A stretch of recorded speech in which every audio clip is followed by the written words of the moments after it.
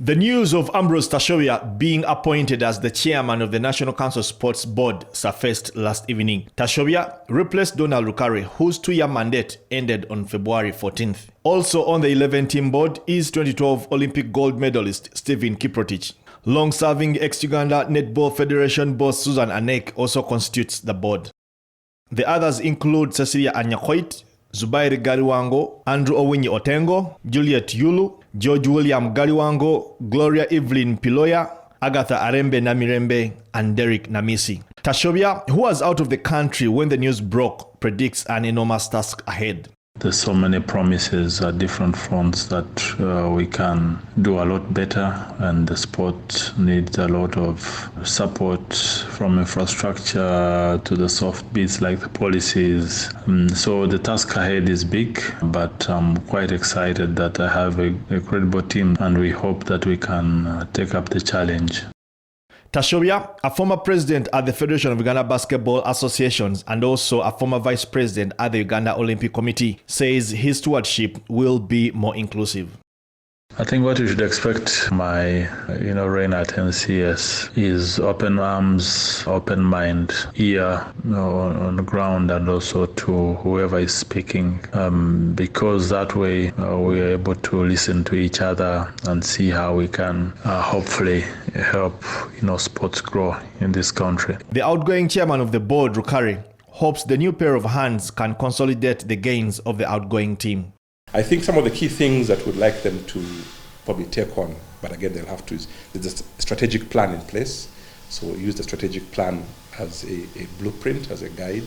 Questions around one of the things we never concluded, or the issue of the funding guidelines, which is very fundamental, and questions around also, I think, continue to build trust between the regulator and the people that it serves, that's the sports associations. Rukare urges the new board to enforce a number of ideas the outgoing board was able to conceive. But we had a fruitful engagement led by our Honourable Minister, and the budget has been reinstated, and we've also got indication there may be some additional money coming to the sector. We have also been able to reach out to a number of different local government sports councils. We had a visit to Karamoja, and the relationship with local sports associations is thriving. We had begun inroads, having discussions with several partners out there, Uganda Tourism Board and others, who we hope will follow on. Moses Mohanji heads a sports that has found itself at loggerheads with the National Council of Sports. He views Tashobya's coming with curiosity. For me, the personality coming in is one thing, but the actual doing of work is different. So even Tashobya, we hope for the best in his leadership for 2 years.